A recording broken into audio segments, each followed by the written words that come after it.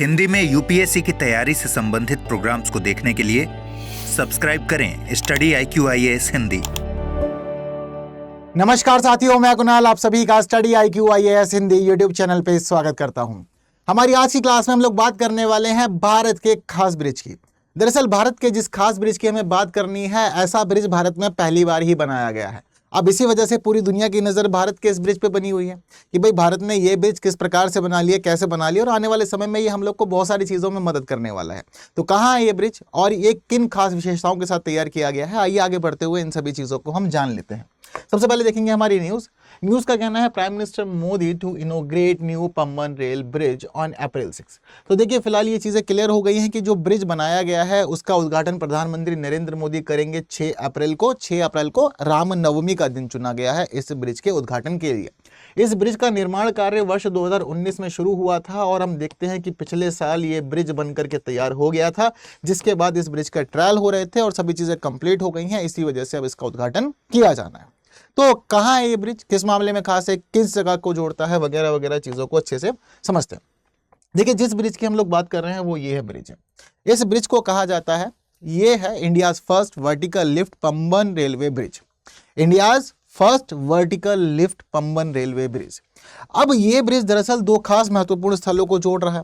कौन कौन से स्थलों को? दरअसल ये तमिलनाडु की मुख्य भूमि को जोड़ता है रामेश्वरम से, और रामेश्वरम से जोड़ने की स्थिति जो है इस ब्रिज की अब हमें कुछ इस प्रकार से देखने को मिलती है।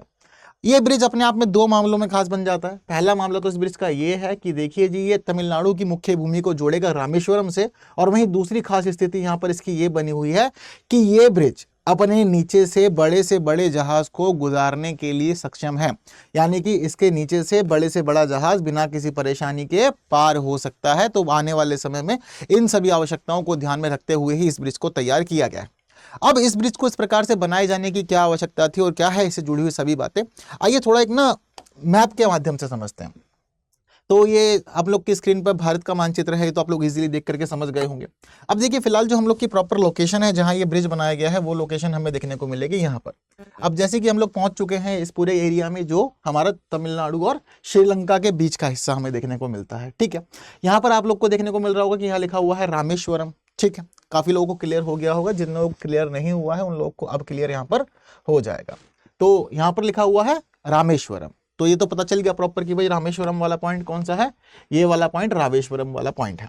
ठीक है, अब इस पॉइंट पर रामेश्वरम है तो हमें पता चल रहा है कि भाई मुख्य भूमि तमिलनाडु की जो है वो उस भूमि से जोड़ता है रामेश्वरम को। पर किस प्रकार का नज़ारा हमें यहाँ देखने को मिलता है, तो यहाँ का जो एक्चुअल नज़ारा है उसे देखने के लिए थोड़ा सा हमें और जूम करना पड़ेगा, तब जाकर के हमें वास्तविकता दिखेगी। तो देखिए तमिलनाडु की जो भूमि है वो कुछ इस प्रकार से यहाँ तक आती है और यहाँ पर आकर के खत्म हो जाती है। वहीं हम लोग देखते हैं कि थोड़ी सी दूरी पे है रामेश्वरम द्वीप है। अब ये रामेश्वरम द्वीप हम लोगों के लिए पर्यटन के मामले में भी खास है, और पर्यटन के अलावा यही द्वीप है जो हमारे लिए धार्मिक आस्था का भी अब महत्वपूर्ण विषय बना हुआ है। तो जरूरी है कि यहाँ पर आना जाना हो और एक कनेक्टिविटी बनी रहे। हालांकि कनेक्टिविटी का मामला सिर्फ आज का ही नहीं है, कनेक्टिविटी का मामला हम लोग देखते हैं कि अंग्रेजों के काल से बना हुआ है। अब अंग्रेजों के काल से जो कनेक्टिविटी का मामला है, ठीक अब उसी चीज को हम लोग आज बदल रहे हैं अपने स्वतंत्र भारत के अंदर। अब ये तस्वीर आप लोग को प्रॉपर क्लियर हो गई है ना, सभी चीजें यहाँ दिख रही है। अब यहाँ पर आपको तीन अलग अलग संरचनाएं देखने को मिल रही है। ये तीन अलग अलग संरचनाएं हैं क्या? दरअसल देखिए जो रामेश्वरम द्वीप है, ये रामेश्वरम द्वीप शुरुआत से ही भारत के लिए खास रहा है, धार्मिक मामलों में भी, राजनीतिक मामलों में भी और बाकी अन्य मामलों में भी। अब इसी वजह से जरूरी था कि भाई हमारी जो तमिलनाडु या हमारे दक्षिण भारत की भूमि है, उस दक्षिण भारत की भूमि को जोड़ा जाए रामेश्वरम द्वीप से। तो ये कार्य जो है वो अंग्रेजों ने किया, और अंग्रेजों ने इस कार्य को करने के लिए एक पुल तैयार किया, एक ब्रिज तैयार किया, और इस ब्रिज को वर्ष 1914 में 24 फरवरी के दिन शुरू कर दिया। तो 24 फरवरी 1914 से हमारे पास एक ऐसा ढांचा था जो हमारे दक्षिणी भारत की भूमि को जोड़ दे रहा था रामेश्वरम द्वीप से। अब ये चीज़ चल रही थी, हालांकि शुरुआत से ही इसका महत्व पता था, और जो ये हिस्सा है, जिस समुद्र के हिस्से को हम लोग कवर कर रहे हैं यहाँ पर, उस हिस्से से हमारे महत्वपूर्ण जहाज गुजरते हैं।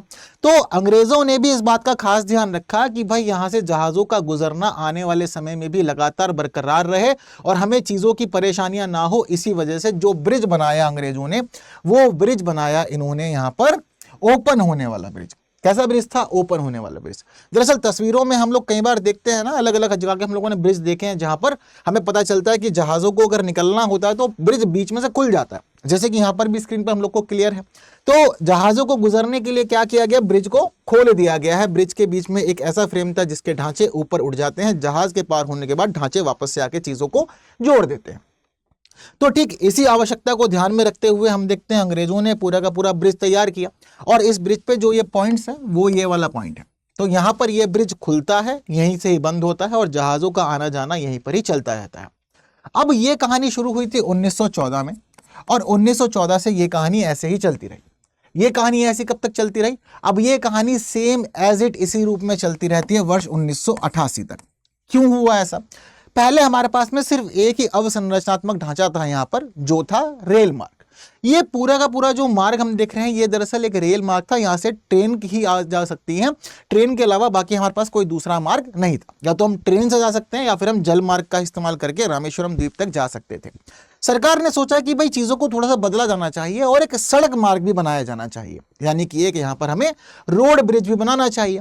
तो रोड ब्रिज के कार्य को सोचा गया, और सोचकर यह कार्य पूरा हो जाता है 1988 में। तो हम देखते हैं कि अब 1988 से हमारे पास में दो अलग अलग अवसंरचनात्मक ढांचे हो गए यहाँ पर। एक हमारे पास में अब रेल ब्रिज भी है, रेल कनेक्टिविटी है, दूसरा हमारे पास में रोड कनेक्टिविटी भी हो गई है।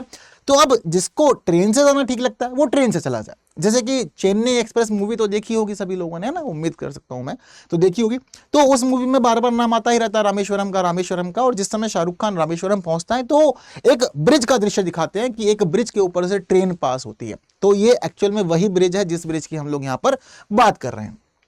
अब हम लोग देखते हैं कि 1914 में पहले रेल ब्रिज शुरू हुआ था, 1988 से ये सड़क वाला ब्रिज जो थे, यानी कि ये हमारे बाकी गाड़ियों के लिए दूसरा ब्रिज भी चालू हो गया, और इस प्रकार से सभी चीजों को हम लोग मेंटेन करते रहे, परेशानियां खत्म हो गई। अब सबके पास अपने अपने विकल्प हैं, जैसा ठीक लगता है वैसे जाइए, जलमार्ग से ठीक लगता है जलमार्ग से जाइए, सड़क मार्ग से भी जा सकते हैं, और रेल का इस्तेमाल करके भी आप लोग जा सकते हैं, कोई परेशानी नहीं, सब कुछ ठीक।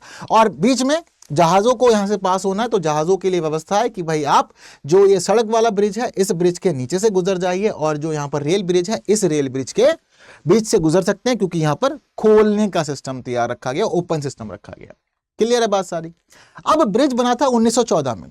अब 1914 के बाद हम देखते हैं कि 2014 में इस ब्रिज ने अपने 100 साल पूरे किए, और अब फिलहाल हमें पता है कि 110 साल से ज्यादा का समय यह ब्रिज बिता चुका है। दरअसल इस दौरान हम देखते हैं कि इस ब्रिज को कई बार रिपेयर किया गया, कई बार इसकी चीजें ठीक की गई, पर सरकार ने 2022 में आकर के पूरी तरह से इससे हाथ जोड़ लिया। दरअसल ये ब्रिज आज के समय में जंग से बहुत ज्यादा प्रभावित हो चुका है। ये जो ब्रिज अंग्रेजों के द्वारा बनाया गया था, ये ब्रिज दरअसल समुद्र तल से मात्र और मात्र हम देखते हैं कि 3 मीटर की ऊंचाई पर ही है। ठीक, यानी कि 3 मीटर ही पानी से ऊंचा है ये बस। अब जब पानी से 3 मीटर ऊंचा, तो ऐसी स्थिति में यहाँ से चलने वाली हवाएं, यहाँ बहने वाला पानी इस ब्रिज को बहुत ज्यादा प्रभावित करता है, जिसकी वजह से हमें यहाँ पर यह चीज पता चलती है कि इस पूरे के पूरे ब्रिज के ऊपर जंग लग गई है। अब जंग लगने के कारण हमें यहाँ पर बहुत सारी दिक्कतों का सामना करना पड़ता है। इसको खोलने और बंद करने की परेशानी भी अपने आप में बरकरार है, और वहीं अगर इस ब्रिज से कोई भी ट्रेन पार होती थी तो उसकी speed generally 10 kilometre per hour ही होती थी। अब 10 किलोमीटर पर आवर की स्पीड के कारण हम लोग ये देखते हैं कि समय बहुत ज्यादा लग जाया करता था, लगभग आधा घंटा इस पूरे के पूरे रूट को कवर करने में लगा करता था, जो कि काफी ज्यादा दिक्कतों वाला मामला था। अब परेशानियां काफी हो गई, जंग भी लग रहा है, पुराना भी हो रहा है, और समय भी काफी लगता है, और डर भी है कहीं ऐसा ना हो कि जंग लग गई है, पुराना हो गया तो बीच में से कहीं टूट जाए तो लोगों को जान की हानि, माल की हानि हम लोग को फेस करनी पड़े। तो सरकार ने इन सभी चीजों से अब निजात पाने के लिए पहले ही एक प्रोजेक्ट को अप्रूव किया, और जिस प्रोजेक्ट को अप्रूव किया था उस प्रोजेक्ट पर काम 2019 में होना शुरू हो गया। 2019 में दरअसल हमारा ये जो अब लिफ्टिंग रेलवे ब्रिज बनाया जाना था, उस ब्रिज का काम शुरू हो जाता है, और ये ब्रिज हम लोगों को 2024 में तैयार होकर के मिल जाता है, जिसकी सुरक्षा जांच की जानी थी। अब सुरक्षा जांचों के बाद सारा का सारा मामला हो गया है कंप्लीट। तो ये ब्रिज पूरे भारत का पहला ब्रिज है जो अपने आप में कुछ खास विशेषताओं के साथ तैयार किया गया है। अब इस ब्रिज की सबसे खास विशेषता क्या है? तो देखिए, इस ब्रिज की सबसे खास विशेषता है इसका लिफ्ट ऑफ सिस्टम। कौन सा सिस्टम? इसका लिफ्ट ऑफ सिस्टम। मैंने आपको शुरुआत में इसका नाम बताया था, क्या नाम बताया था? India's first vertical lift Pamban railway bridge. अब दरअसल इस ब्रिज के बारे में ऐसा क्यों कहा जा रहा है और ये वर्टिकल लिफ्ट पंबन ब्रिज क्यों है? और दूसरी खास बात यह है कि न्यूज के अंदर अलग अलग जगह पर हम देख रहे हैं कि इस ब्रिज को अपनी तरह का एशिया का पहला ब्रिज कहा जा रहा है, यानी कि इसको भारत का पहला वर्टिकल लिफ्ट स्पान ब्रिज तो कहा ही जा रहा है, लेकिन इसको एशिया का पहला वर्टिकल लिफ्ट स्पान ब्रिज भी कहा जा रहा है। ऐसा क्यों? तो इस ब्रिज के पास में एक सबसे ज्यादा खास बात यह है कि जनरली अब तक हम लोगों ने चाहे मूवी में देखा हो, चाहे सीरियल्स में देखा हो, या फिर हम खुद घूमने चले गए हो और अपनी सामान्य आंखों से देखा हो, तो जो भी ब्रिज, जिस भी ब्रिज के नीचे से अगर शिप पास होता है तो उस कंडीशन में वो ब्रिज दो हिस्सों में टूट जाता है और दो हिस्सों में टूटने के बाद उसके दोनों ही हिस्से हवा में उठ जाते हैं और हवा में उठने के बाद वो शिप को गुजरने के लिए जगह दे देते हैं। अब तक हम लोगों ने यही तो देखा ना। लेकिन हमारा जो वर्तमान ब्रिज जिसकी हम लोग बात कर रहे हैं, पंबन ब्रिज, ये पंबन ब्रिज सभी मामलों में बहुत ज्यादा अलग है और इसके पास में बीच में से खुलने का सिस्टम तो है ही नहीं, लेकिन शिप तो फिर भी पास होंगे। अब कैसे? जैसे कि जो हमारा ये पंबन ब्रिज है, ये ब्रिज की तस्वीर, यानी कि जहां से शिप को पास होना है, ये वाला पॉइंट है, यहां से सारे के सारे शिप पास होंगे। ठीक है। अब शिप को पास करने के लिए जनरली हम जो चीजें देखते हैं, पता चलता है कि यहां से बीच में से इसको खुला होना चाहिए, जिसके बाद ये दोनों ही ढांचे ऊपर उठ जाएंगे और शिप यहां से पास हो जाएगा। बट क्या ऐसा है? तो हम लोग इस तस्वीर को अगर ध्यान से देखेंगे तो बीच में हमें यहां पर कोई भी जॉइंट जैसा पॉइंट देखने को नहीं मिल रहा। अब जब जॉइंट नहीं है तो आने वाले समय में ऐसा क्या किया जाएगा जिसके माध्यम से यहां से शिप पास होंगे? तो मैं आप लोग को यहां पर दो तस्वीरें दिखाऊंगा, वो दोनों तस्वीरें आप लोग देखिएगा, और अगर आप लोगों ने तस्वीर देख करके पॉइंट पकड़ लिया तो वेल एंड गुड, अगर नहीं पॉइंट पकड़ा तो उसके बाद आपको मैं क्लियर करता हूं। तो देखिए, एक तस्वीर हम लोग के पास में यही है जहां से शिप को पास होना है, ठीक है, पंबन ब्रिज से, और वहीं दूसरी तस्वीर हम लोग के पास में ये है। ठीक। अब ये दो तस्वीरें हैं, ये दोनों ही सफेद ढांचों के अंदर अंतर है एक खास। अगर वो अंतर आप लोग देख पा रहे हैं तो आप समझ जाएंगे कि किस प्रकार से यहां से शिप पास होंगे। तो एक तस्वीर ये वाली है, दूसरी तस्वीर ये वाली है, एक तस्वीर ये वाली है, दूसरी तस्वीर ये वाली है। अंतर क्या है? समझे अंतर या फिर नहीं समझे? चलिए अब करते हैं यहां से चीजों को और क्लियर। ये एक्चुअल सिस्टम है इस पूरे पंबन रेल ब्रिज का, और इस एक्चुअल सिस्टम में यहां पर हम देख रहे हैं कि रेल कनेक्टिविटी पॉइंट, यानी कि रेल इधर से आएगी और यहां इस पॉइंट से पास होते हुए यहां से आगे पहुंच जाएगी। ठीक है। अब बीच में जॉइंट नहीं है, बट इस तस्वीर को देखिए। इस तस्वीर में अगर आप थोड़ा सा ऊपर वाले ढांचे को ध्यान से देखेंगे तो आपको यह पता चलेगा कि जॉइंट तो वहीं का वहीं है, जो बीच का इसका स्पान वाला पॉइंट है, ये स्पान तो वहीं का वहीं मौजूद है, लेकिन यहां पर अगर ट्रेन को आना है तो ट्रेन के आने के लिए रास्ता तो हमें दिखाई ही नहीं दे रहा है। यहां पर भी हमें ट्रेन के जाने के लिए रास्ता दिखाई नहीं दे रहा है। और दूसरी खास चीज ये भी है कि ये इस तस्वीर के अंदर जो उसका सबसे टॉप पॉइंट है, ये थोड़ा पास देखने को मिल रहा है, और इस वाले तस्वीर के अंदर हमें इसका टॉप पॉइंट दूर देखने को मिल रहा है। ऐसा है ना? ऐसा है। यही एक्चुअल में इस ब्रिज का सिस्टम है। इस ब्रिज के अंदर नीचे से शिप्स को पास करने के लिए इसके बीच में जॉइंट नहीं बनाया गया है। यहां पर एक सिस्टम तैयार किया गया है, जो सिस्टम कहला रहा है इलेक्ट्रोमैग्नेटिक सिस्टम।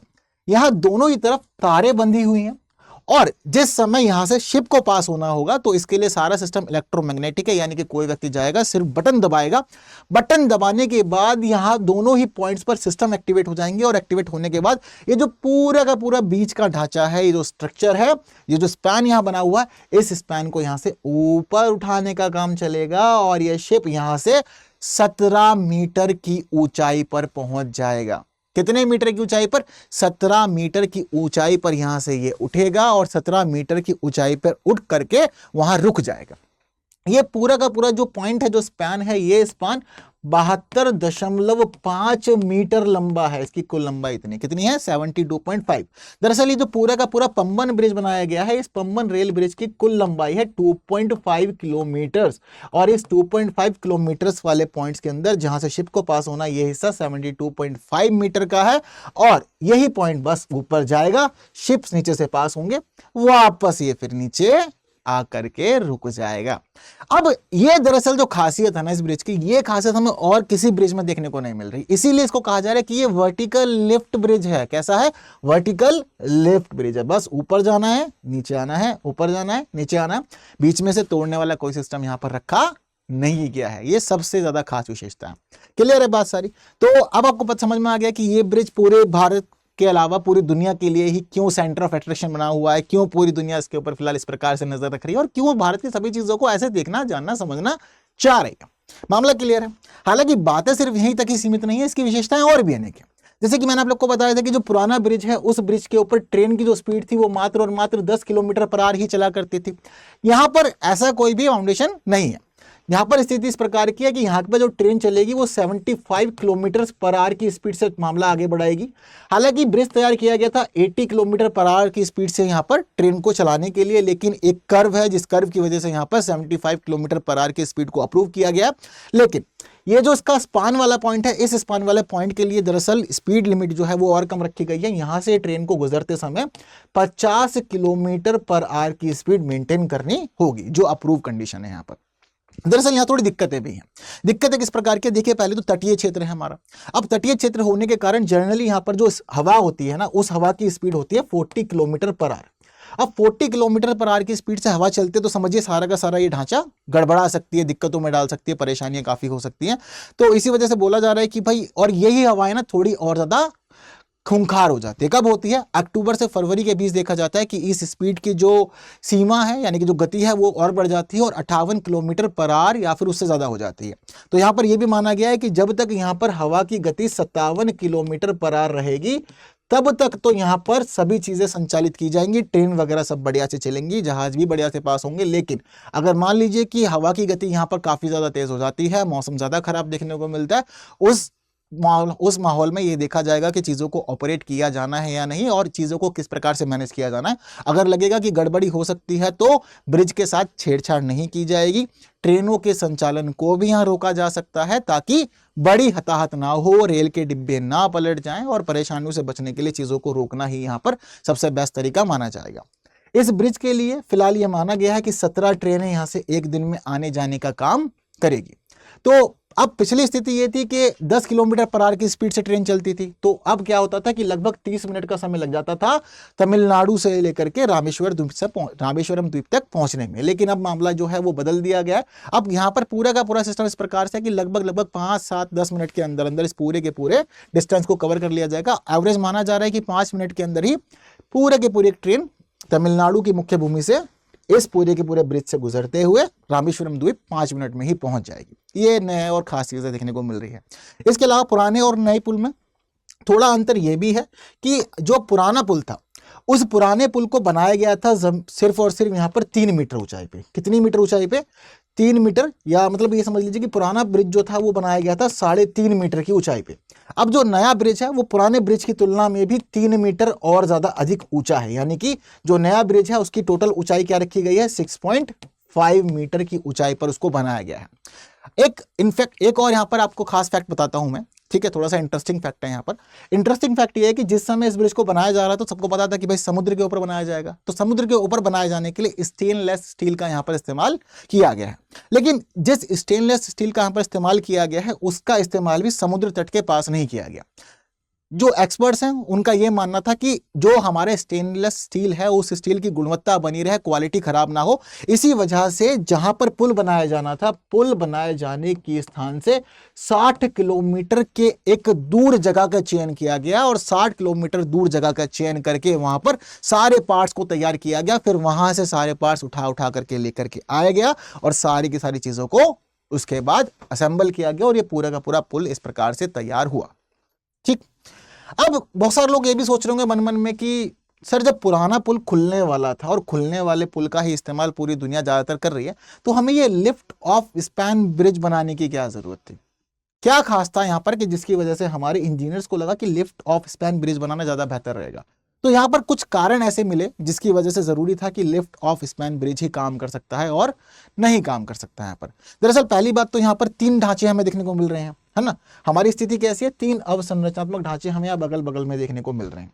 तो इंजीनियर्स का ये मानना था कि भाई सड़क पुल भी है, एक पुराना पुल भी है, जिसके बाद इस प्रकार का एक ढांचा तैयार करना आपको दिक्कतें दे सकता है। तो जरूरी है कि लिफ्ट ऑफ स्पैन ब्रिज यहाँ पर रहे तो मामला ठीक रहेगा। लिफ्ट ऑफ स्पैन ब्रिज जो है बनाया गया है उसका कुल वजन 660 मीट्रिक टन है। 660 मीट्रिक टन का वजन इस लिफ्ट ऑफ स्पैन का यहाँ पर रखा गया। तो पहला रीजन तो ये है कि भाई आसपास में यहाँ पर और भी अवसंरचनात्मक ढांचे थे जिसकी वजह से जरूरी था कि यहाँ पर लिफ्ट ऑफ स्पैन ब्रिज को बनाया जाए।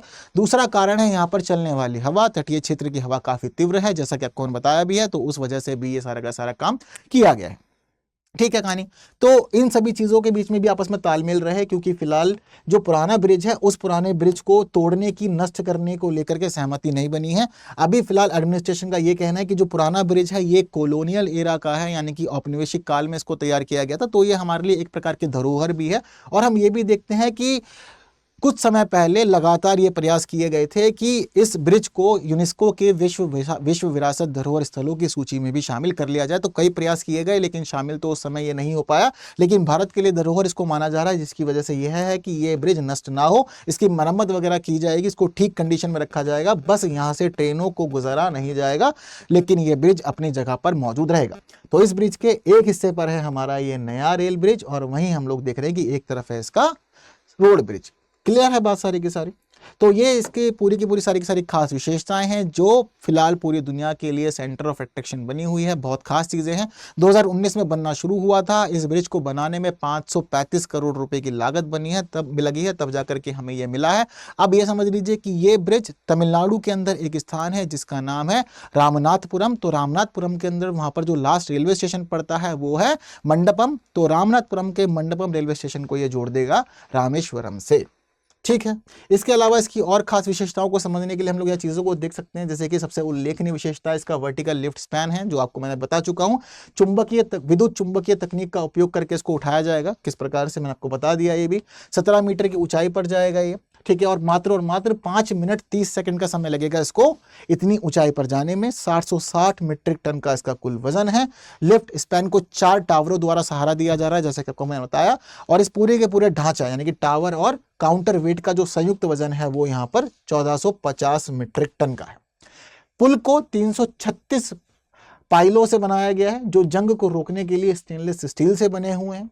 पुल के घटकों का निर्माण सामग्री की गुणवत्ता बनाए रखने के लिए समुद्र से 60 किलोमीटर दूर किया गया। जैसे कि आपको बताया कि 60 किलोमीटर दूर जाकर के सारे पार्ट्स तैयार हुए, सभी चीजें कंप्लीट की, बाद में पुल को तैयार किया गया। और नए पुल और पुराने पुल के बीच की जो ऊंचाई में अंतर है वो 3 मीटर का अंतर है, और जो नया पुल है वो 6.5 मीटर ऊंचा बनाया गया है। तो पुराना पुल जो है वो 3.5 मीटर ऊंचा है, नया पुल टोटल 6.5 मीटर ऊंचा हो जा रहा है, क्योंकि दोनों के बीच का अंतर वो 3 मीटर का है। क्लियर है बात सारी। चलिए, अब इतनी सारी जब बातें आप लोगों ने जान ली है, समझ ली है, इतना अच्छा सेशन ले लिया है, तो मुझे लगता है कि इस प्रश्न का उत्तर भी आप लोग दे सकते हैं। पंबन लिफ्ट ब्रिज के संदर्भ में निम्नलिखित कथनों पर विचार कीजिए। यह तमिलनाडु की मुख्य भूमि को रामेश्वरम द्वीप से जोड़ता है। इसका निर्माण कार्य वर्ष 2020 में शुरू किया गया था। तो उपयुक्त कथनों में से सही विकल्प का कुछ चयन करना, मतलब कौन से सही है, केवल एक, केवल दो, एक दो दोनों, या फिर ना तो एक ना ही दो। ये पेपर आप लोगों के GS 3 के हिसाब से बहुत ज्यादा इंपॉर्टेंट है अवसंरचनात्मक ढांचे के मामले में। तो नोट डाउन करके रखिएगा। वैसे दुनिया का सबसे ऊंचा रेल ब्रिज किस नदी पर बनाया गया, मुझे आप लोग ये भी कमेंट में बताएंगे, और इस प्रश्न का उत्तर भी आप लोग मुझे कमेंट में बताएंगे, इजी है।